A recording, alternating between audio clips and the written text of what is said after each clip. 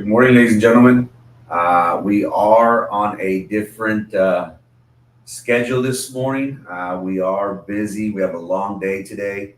But nonetheless, our quest is to come on before you Monday through Friday. The hour might change here and there. Today, ladies and gentlemen, we have with us Roman Perez. Roman, good morning. Good morning. How are you How's doing? your morning going out? How's your morning so far? Rudely woken up by a text message. That's all. Roman, I don't know if you remember, I used to do my show, Good Morning Brownsville, at 7 and 7:30. How did you So do maybe that? I might go back, into that time slot.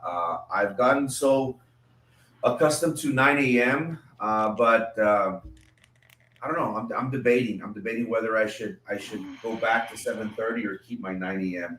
Mm. slot. I think 9 o'clock is good for you. I think you're getting good viewerships. I assume. I don't know. It was really good for your predecessor. No, I'm just kidding. Your deal.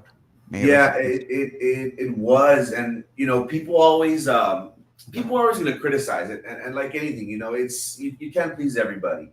And when I was coming on, the reason why I came on at 7 and 7:30 was because he was very,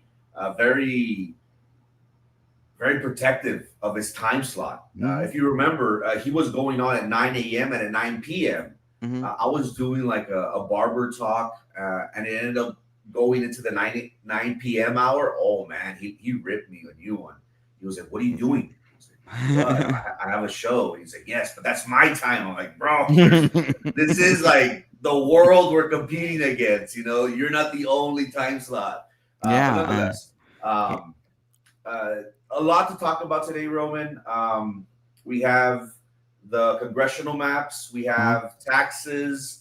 A lot has been going on in the city of Brownsville. Where do you Mm-hmm. want to start off? Wherever you want to. I mean, I'm hoping people are awake, or maybe they're dropping out their kids at school or going on their way to work. But anybody wants to ask questions, you've been wanting me to come on, and I finally got a chance to be able to come on with you to talk about whatever they want to talk about. You want to talk about. I don't. I think I did a show with Bob. I think it was after your deal passed away. I think I did, and I haven't had a really chance to do a show with you, and it's been hard, I guess, on a lot of us to that new Erasmo a lot to just not have him around. And it's like days like this, like the mornings like this, where you see people that are wanting to raise our taxes where we don't have Erasmo to complain about. And where people want to do a bond where we may or may not agree. Although I think the previous bond in February, had he not passed away, he would have been and not been sick as he was. I think he would have voted in favor of the bond without the pack. That's what I believe. Because I know that we had spoken about it, before he got really really sick. And I think he'd be against what's going on right now with this.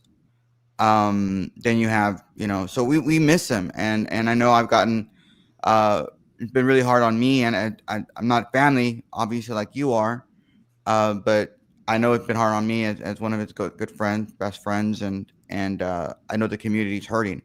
But anything that anybody wants to talk about, whether it's the bond, the tax increase that wasn't, and the maps they want to ask, I'll answer some questions and whatever you Yeah, got too, man. of course. The whole Erasmus thing, it has been difficult. More so for our family, and even even people that were close to him and knew him. Mm-hmm. Uh, Everyone that knew him knew that he was always fighting for the community. He always made it known that he wanted to be the voice of the voiceless. He always took great pride in that. Mm-hmm. And as difficult as it has been for my family and I, the way I've been coping with it is this podcast. As weird as it sounds, um, I feel as if I'm doing what he wanted me to do. Mm. At first, I was contemplating whether I should, take over his, come on live on the tube every day and then take over his time slot. I was criticized. I was like, Mm. oh well, you're nothing like your uncle. And I was like, I know, I'm trying to make my own path in life. But that's the way I'm coping. I'm doing the podcast to keep people informed. And at the end of the day, we want the better Browns. We want, and we believe wholeheartedly that the power of information. If we inform the voters, the constituents of what's going on, they hopefully, we hope that they will have better insight, and hopefully they will they will do something where it matters most, and that Mm, is in the ballot box whenever they go mm, out to vote. Speaking about this bond, Roman, yeah. what's your take? We could start at the city, or we could start at the. Yeah, well, somebody's asking about the bond, and Vanessa saying I personally believe that if this bond gets passed, I feel like I want to do a little bit like we do it at Osmo's show. I know your show. Before we go on, I know Frankie has his own show, and I think he's doing a phenomenal job and doing his own pathway. And I know that there are people out there that have been critical of you, Frankie, and they shouldn't. You want to do your own show. I know you had asked me in the beginning, shortly after your deal passed away, for me to come on with you and let's recreate the magic, I guess, with Erasmo. And I didn't feel it was right because I know that you know, are his favorite or was his favorite, if not one of his favorite, nephews. And I think you should, I want to like hang it up and allow you to do your show. So, in an homage to, Erasmo, I guess we're going to have to do a little bit more like the way he would do it. I hope people don't mind. So, I'll try. That's what I'm used to. Not the script that you have is a little bit different. And I actually, I respect it. I do. And I think it's a really good format for you, especially when you're by yourself. Anyway, so I personally believe that if this bond gets passed, it's going to end up like the previous one. I'll tell you that, like I had said earlier, Erasmo would have voted for the bond. I really believe that. He told me that. I think he told you the same thing. He was in favor of the bond that they wanted. And that is, I want to say, with about a $294 million bond, which is a significantly smaller and more targeted than the current one that's there. And I know that there are individuals out there that will say that the bond information that you were saying, Monday and Tuesday on your show, and I happened to watch it overnight just because I was concerned because people would tell me Frankie's out there getting misinformation. It's not right. I really didn't see much misinformation on your show, except for maybe a couple little like nitpicking thing where you talk about Cromac Elementary being closed down and the $9.8 million that is going to Cromac Castañeda. And Frankie, you are right that Cromac was closed, but it was consolidated with one other school. And I think you had said that there one school into three. I mean, people want to nitpick because you were mistaken on something like that. That's just ridiculous. But you weren't really providing misinformation. You were fairly accurate in what you were talking about the bond. And so I want to say it was a $294 million bond. And it was my understanding from people that the PAC, the Performing Arts Center, which is not part of the PAC, the part of the main bond, it's an additional bond, which I believe was like 40 or $50 million, what they were looking for in February, was just put in there in the hopes that because your deal was sick, your deal may or may not have shown up on that day that they were voting on it, on what was it, February 13th, I think, or February 14th, I think is the day that he showed up to do it. He was so sick, they threw that in there in the hope that maybe they could get maybe Minerva to come on board, since she was one of the people that was really complaining about it, publicly, because we all know that that's what she wanted in order to go in favor of the PAC. And then she ultimately voted against it. And so that night on February 14th, you had three people vote against the bond and three people voted in favor of it. The ones that were in favor were the girls, with Daniela, Denise, and Jessica. And then you had three people that were against it. And the three people that were against it were Carlos, Minerva, and Frank. And it was a smaller bond. It was 294 plus the PAC, two separate propositions, but they had to do two separate propositions based on the law. And for what you made a comment on one of your shows, Frankie, where we should really be concerned about people that have been on the board so darn long, and one of them being Minerva Peña. She's been on the freaking board so dang long that she doesn't know. Like, how does she not know that legally you have to do two different propositions? She made the same mistake the other night. They quoted her, or they paraphrased her in the Brownsville Herald. If you want to read that article, you want to pull it up, you can. We can read it together. You have a problem where Minerva doesn't seem to understand this, or se hace. Se hace. I don't know why I say se hace. Say it. no te hagas pendeja, güey. No, I'm just kidding. No. Like, come on. Um, like it's wrong. Like why did she like she tried to play both sides? That's Minerva Peña. Anyway, so you have those three people, and there have only been two changes that have occurred since February to now. And maybe I'm going too fast for everybody. Hopefully, I'm not all slowed down if you want me to. The only change is one, your Theo passed away, and now they have replaced with the fourth person, now the seventh person, with like you call it the beauty queen, and you call it the beauty queen, like golden girl, the one that got it over me. I'm not gonna sit here and say I didn't apply for the position. I think I deserved the position or earned the position, being your Theo's buddy and active in the community. But they gave it to her, and at no point in time was I ever told by Frank Ortiz, "Oh, this is my cousin-in-law." At no point in time was that ever publicly said to anybody. And then Frank becomes vice president, and now you have the cousin-in-law in here, and then all of a sudden they promote in a week and a half. They do a workshop 1, workshop 2, and then they vote to do an election. And they voted for a much larger bond.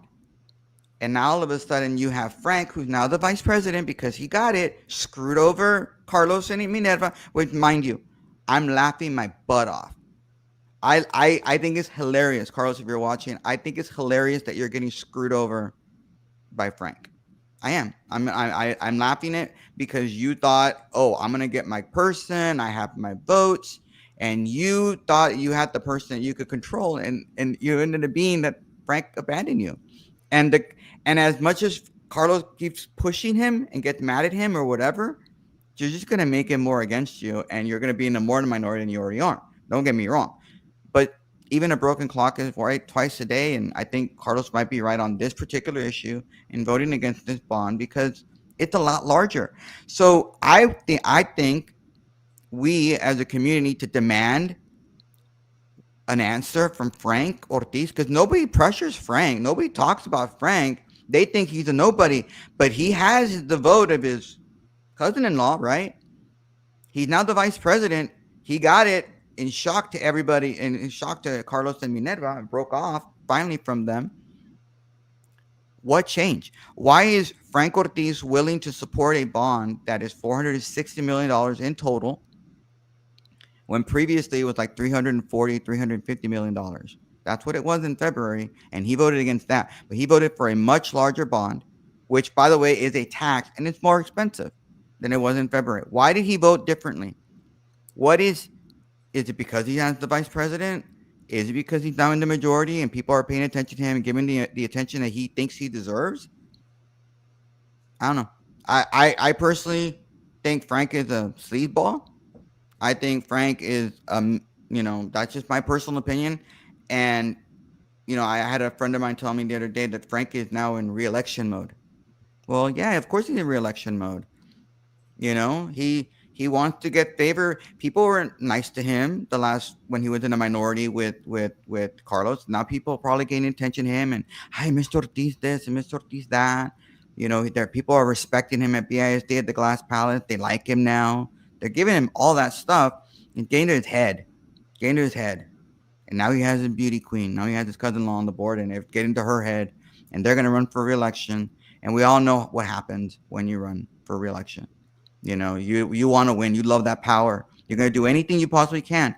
But I think Frank Ortiz can't give us the platitudes of like, oh, well, it's for the children. Well, if it was for the children, Frank, why did you vote against it in February where it was a much smaller bond? It was less. It doesn't hurt the taxpayer as much, and this bond will. It is a tax increase. Mary Garza said it was a tax increase. You can't tell me it wasn't. That's not misinformation that Frankie's putting out there. It will be a tax increase because we're about to get rid of debt. And I think you had State Representative Janie Juanita Lopez on the show yesterday. You're making a comment, and she's absolutely right. Again, broken clock can be right twice a day. She's absolutely right.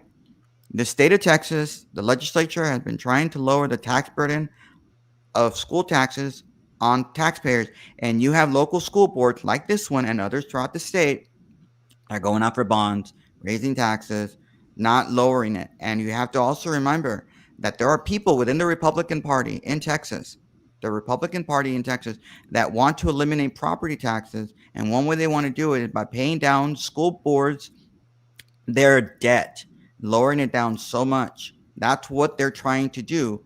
And all BISD is doing with their people like Daniela Lopez Valdez, who will talk about local control, by going out and getting a $460 million bond, you're increasing debt, making it much more difficult to eliminate that. Because I guess Daniela Lopez Valdez and others do not want the state to take over all of the school districts and make education, public education in Texas more uniform. I mean, it's a political ideology, a political divide, I guess. But even still, you know, Representative Lopez is correct. Juanita's right. You know, why are local taxing entities raising your taxes? And I did a lot longer than I thought I was going to do on it, but I haven't been on a show in a while, so I apologize. Nah, man, let it rip, let it rip. It's interesting that you say that, Roman, because I had forgotten about that. The whole issue of Frank Ortiz. Hmm. Why is he voting for it now? What information has been given to him? Was it because they made him the vice president? Is it now because with his cousin, with his family member, the Golden Girl on the board? Now is he going to be part of a majority that he doesn't need Carlos Minerva anymore? And it's an interesting point that you made right now. I hadn't thought about it. Frank was voting against the bond, which was at a very lower price, a lower number. And now it's skyrocketed to close to $500 million. Hmm. What I would like, Roman, and again, transparency, being fiscally responsible, accountability is a phrase or terms that are used very loosely by politicians, by people running for office. Mm. I think this merits for Frank Ortiz to make a statement. Why are you? This is the way I voted, and many people, even Minerva, as much as she's criticized, I like that she says, you know what, I'm voting no for this because of XYZ. I'm voting yes for this because of XYZ. Ultimately, I do feel as if the voters, we should demand, we should know, why did you vote on this? Can you give us a little bit more a detailed explanation in regards to that? Mm. I would like an explanation from Frank Ortiz why he voted against the bond back then, but now he's in favor of it. I think Frank's not the smartest person in the world. He's not. And he really isn't. Let's face it, he would never made it to the Glass Palace. Whenever he was an administrator, he was always in the field. He has a little chip on his shoulder. I think anybody can see that. Um, and I think Frank doesn't will never really have an answer as to what changed. He might come up with the thing, well, they gave us more information that we didn't have. You know, you had the superintendent on Channel 5 and talking about that. Well, we did an administration, we went back together and we started really, hammering out what we really needed. And, really what you really needed, how to present it to the board. You literally raised it by $110 million, 120 million, depending on what I want to say it was a $50 million bond, but it might have been a $40 million bond with the math or whatever, or you went from 340, 350 to 460 million. What more information you didn't have in February that you had now? You had your committee go out, your 100-member committee go out and say, this is what we needed. You gave everything, all the information. It was a much lower number, and now it's ballooned by about, 25% increase. And is that the new information that you gave to Frank? Really? And I'm getting, I think people don't ever complain about Frank. By the way, Frankie, I think many of us are still waiting for that awesome show that you've been promising us on Frank Ortiz for a while. So maybe that'll come out soon. Who knows? Um, I just think Frank Ortiz is a problem. And I think Frank is like, he's loving it. I think he's enjoying it. And I don't think people are giving him enough, giving him enough crap. He's gone, guys. Like those of you that were cheering on me, Minerva and Frank and Carlos, like, give it, stick it to the girls, stick it to the girls. He's gone. That guy is now with them. He's now with the girls. He's now with his cousin, and he doesn't really care.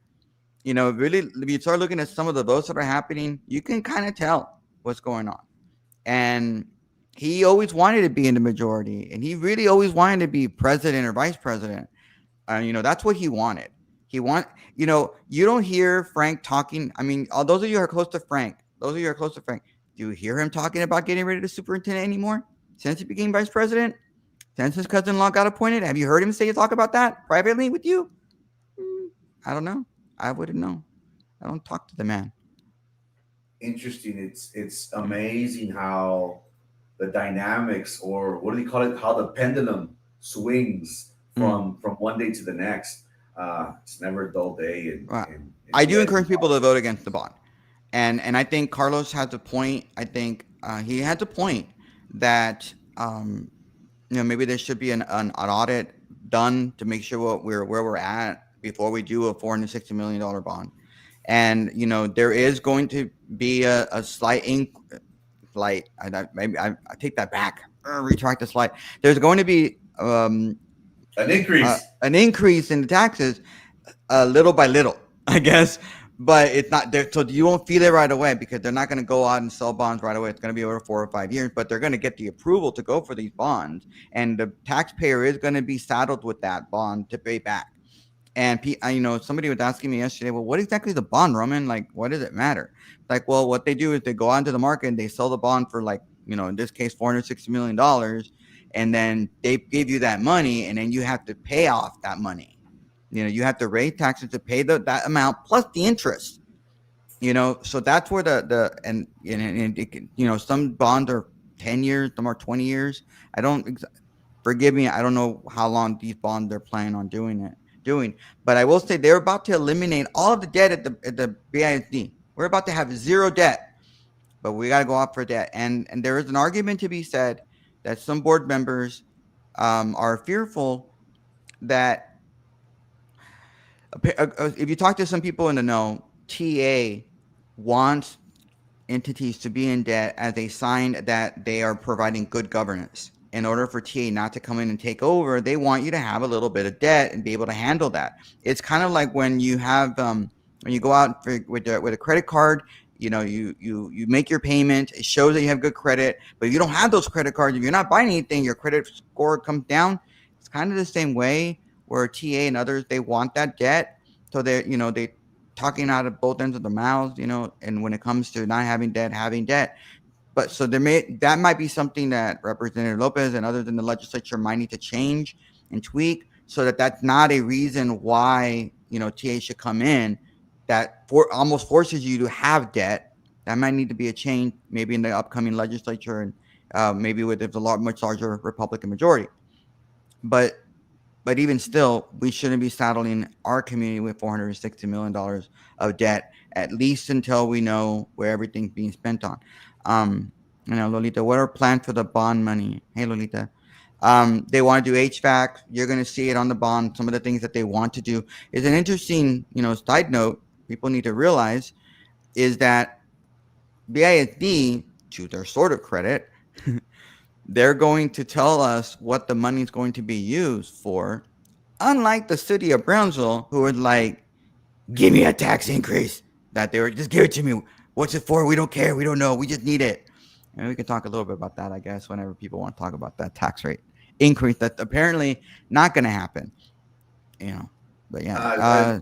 Let's transition into that. Yesterday, Mm, the city of Brownsville did have a meeting yesterday, and the important topic of discussion, I guess, was the agenda item of increasing the tax rate.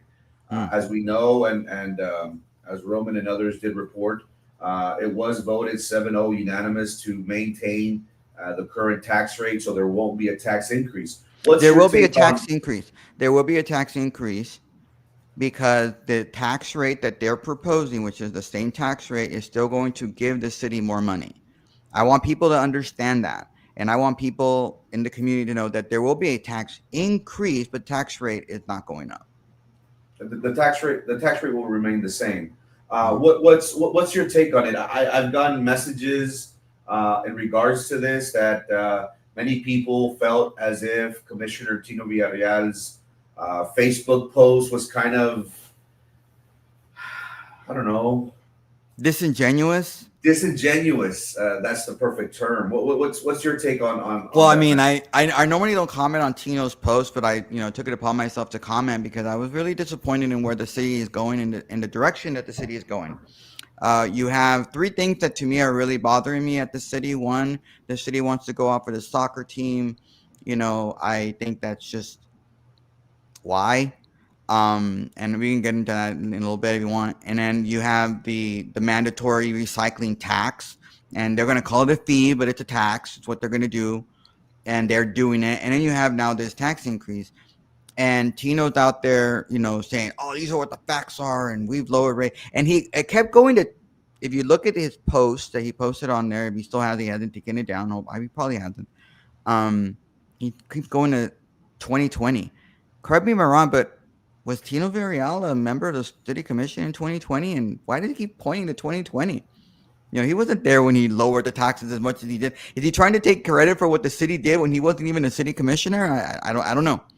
Um, but anyway, so he might pose and like, oh, whatever.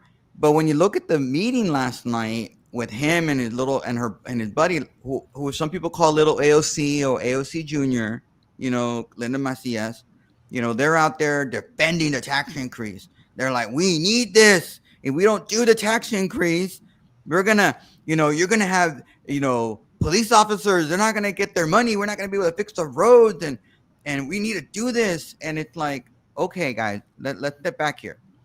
You're telling us that it's a modest increase, right? I think that was the word, or modest change, or I think, what was the word that Tino used? I know you used the word modest, something that caught me like, what?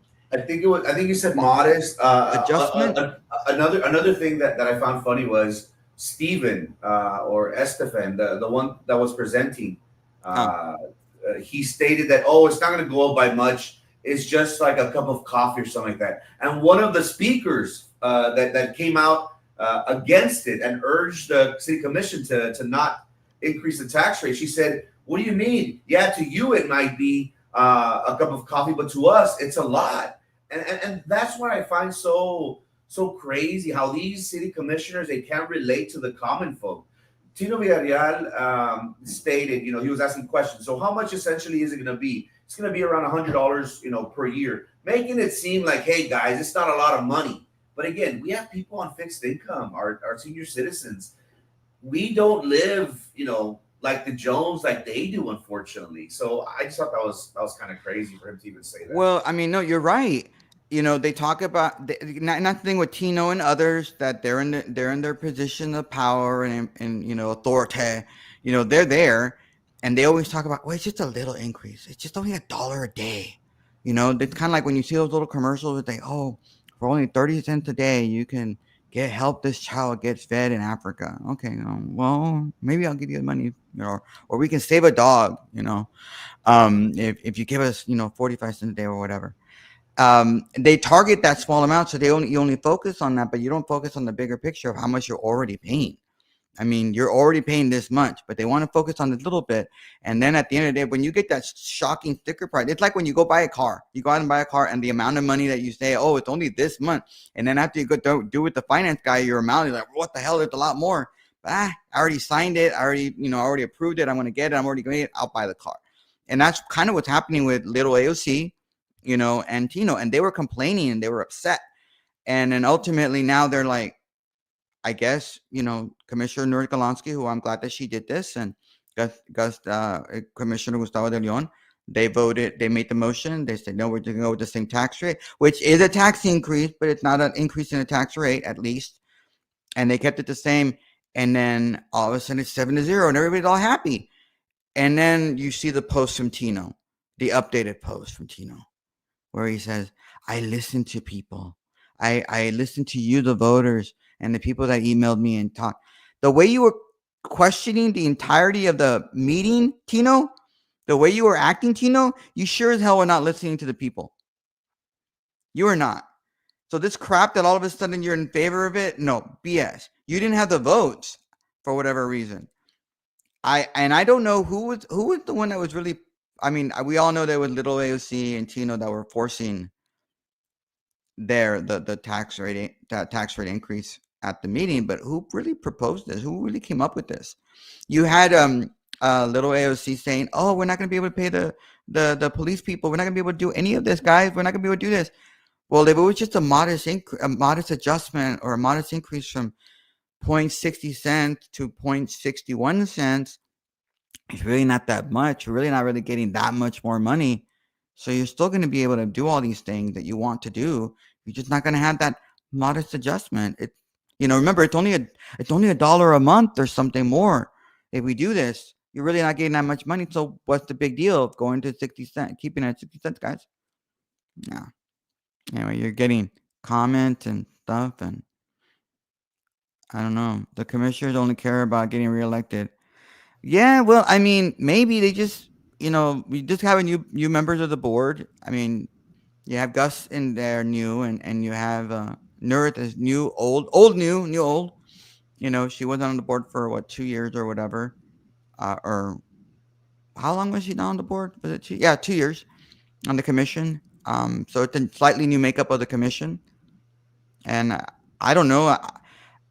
I hope people remember this about Tino. The scuttlebutt out there, I'm sure you've heard it, that Tino's going to run for mayor, and then it's going to leave this particular at-large spot vacant. I hope people remember what Tino's been doing and what he's doing and promoting, and that he was one of the people that was like really harping on having a tax increase, and now he changes his tune.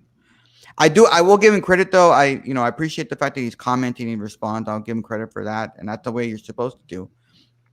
Just like you had Denise Garza at BISD and Jessica Gonzalez at BISD. They're responding to people and trying to answer their question when it comes to the bond, and we should give them credit for doing that. Other people are not responding to people. You have Minerva Pena going out there claiming that she was for the bill before she was against it, essentially being like former Senator John Kerry. Oh well, I was really for the bond. I was really for the PAC. I just didn't like the way that they presented and approved it, as was appeared in the Brownsville Herald. Guys, it legally had to be that way. It was explained to you. The Proposition 1 and Proposition 2 were two separate issues. They're separate, just like you wanted. They just had to vote it all together because it was explained to you. I'm sorry that you're tan cabezuda, that through all the thing, you get told. You've been on the board how long? How long have you been on the board, Frankie Minerva Pena? Sorry to go back to Minerva. Going on 20 years or 24 years. And she doesn't understand concepts, simple concepts. But she knows the law. But she knows the law, yes. You can't. Eric Flores, who's now running for Congress, who is at the board. You can't. Don't tell me, Mr. Flores, about the law. I know the law. Yeah. Crazy, man. The one thing that I found funny about all this was I honestly think as if this would have passed if it wasn't for those community members that spoke out. And I find it funny also that Linda Macia, she went on a little tangent. The one of the community members was saying that, you know what, hey, I didn't know about this. I didn't know that this was even up for discussion. There was no advertisement. There was advertisement. I didn't know. Did you know about the hearing? I didn't even know about it. I'm gonna give credit to little mayor, former mayor. Exactly. Trey, if it wasn't for him, I wouldn't know. So, hey, exactly. Kudos to you, Trey. Kudos to you. Roman, did you hear about the commissioners promoting this? No. Exactly. So it's like, how can you say that I'm all about the people? How can you say that if you were gonna slide this under them? That's what bothers me. Like, if you were about the people, you would have been vocal. Hey guys, look, property taxes are on the agenda. Come and listen to what we have to say. Tune in on YouTube. They didn't say that. How can they give themselves a pat on the back? I'm about the community. We all know that if it wasn't for those people that spoke out about this, against this, it would have passed. Oh, 100%. Oh, well, 100%. We need to do what's best for Brownsville and this and this, that and that. Come on, man. Like, it's very disheartening. It's sickening, actually, because these people want the praise. Like, yes, I'm all about the people. Why didn't you advertise? Why didn't you post on your Facebook, Tino Villarreal? And also, Tino Villarreal, Put your money where your mouth is. Give up your salary of $25,000. If it's only $100, well, you could help out over 200 families. If it's not so much for you, put your money Yeah, where your well, mouth is, no, but he fool. does so much for the community. He's out there That ain't the meeting with tool, bro. potential investors, like people who want to, what is it? They want to bring a soccer team into Brownsville. And hey, Mingo, look, give me a little small soapbox on that soccer thing. They want to bring a soccer team from the United Soccer League (USL) and put it at the sports park because they say that they're going to want to do economic development over there in at the sports park area. It didn't work in Edinburgh. They had a brand new state of the art soccer stadium that is now belongs to UTRGV because they went away in Edinburgh where people wanted to go. There was no real ability for them to build much of an economic influence where that soccer stadium is. That's kind of the same reason why the arena is not over, that they haven't burned on the arena. They don't have a lot of stuff around it yet, and it's not like the greatest arena in the world. It didn't work in Edinburgh, where you had so much promotion, where you have what 1 million people that live in Hidalgo County, twice as many people that live in Cameron County, and they went away. The what is the FEC Toros? I think that was the. I mean, I went to a couple of their games. They were not packed. So exactly, why are we doing this in Brownsville? Why are we focusing on this? Why are we thinking this is such a great idea? It's not. I don't want to be a negative person, but we've already seen it done in Edinburgh, McAllen, and the in much larger Hidalgo County, and it didn't succeed over there. How is it going to succeed here, where you have fewer people? Do you really think people from Matamoros are going to come across and come see a soccer game? Where I actually follow soccer, unlike, I mean, surprisingly, I follow soccer. Nobody cares about the USL. People barely, if anything, care about the Major League Soccer, which to me is barely Division 2 soccer. It's actually Division 1 considered. USL is much lower. No one wants to see that. I mean, I'm sorry. Bring in a major, a minor league baseball team. Maybe get an affiliate with the Texas Rangers or something. I mean, you have Jordan Alvarez playing over the weekend in Corpus Christi at Whataburger Field, and you might get that. Maybe that brings influence. People love it in Corpus. Great stadium, great environment. I'm sorry, I can't support a soccer team here because I don't think it behooves us to do it in Brownsville. Roman, my time is up. I have to be in Dang, Harlingen at 10 a.m. Hey, why, why? hey, the invitation is always No, open for you. You know that. no, If you want to sorry. be a regular, if you want to come on once a week, let me know. Yeah. Hey, if you're free tomorrow at 9 a.m., I'll I'll see what I can do. I don't know. I mean, there are a lot of Republican maps happening tonight, guys. The Republican maps are going to be approved today. That's going to be an interesting thing. I know people, the heads are going to explode, and we didn't even get a chance to talk about the people that are running. But yeah, maybe. I I'll know send you. tonight Eric Flores announces, and that's happening tonight or his kickoff. But A are lot. you going to Eric thing? Is that where you're going to go to Harlingen for? I actually have a meeting this morning at Stefano's where Eric Flores will be having his announcement party this afternoon. I have a busy day. I'm extremely busy today. I'll try to make it. And you know what? You're like the third or person that told me that I should stop by. So I just might stop by Stefano's this evening. It just all depends on if I'm free or not. Again, today is a Yeah, I very mean, busy day for me. you're gonna, that Republican side is gonna be different. There's right now 8 or 10 people that are potentially running. I won't say all the names yet, but yeah, and the map's gonna be approved today on the floor in the House. That'll be the second reading, and then tomorrow we'll have the third reading. And it'll be approved and get over to the Senate. It'll get approved relatively quickly in the Senate, and we're gonna have new maps. And District 34 is no longer gonna include Hidalgo County. And I like Eric as a Republican. He's a good guy. But his base in Hidalgo County, I don't I don't see why he would be running in 34 when it's not going to have Hidalgo County. And I know I told him that a couple months ago. I said, you should consider maybe running for a different spot. I'm going to give you a little rumor that I've heard that nobody else has heard this. Rumor out there. Monica de la Cruz may not run for re-election in Texas 15. There's out there rumors that she might run in Texas 35.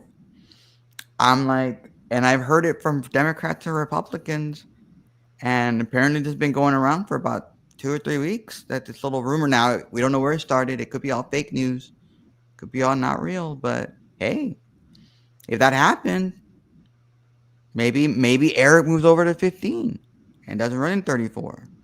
We don't know. But right now he's gonna make his announcement tonight at Stefanos. I don't even know what time it is. But it'll be an interesting kickoff. Roman, thank you so much for your time. Again, if you want to join tomorrow, we have a lot going on today. Well, If you're free tomorrow or anytime, just let me know, man. You're always welcome. no worries. I will. I'll let you know. God bless y'all. Ladies and gentlemen, thank you so much. You have a great Wednesday. Peace.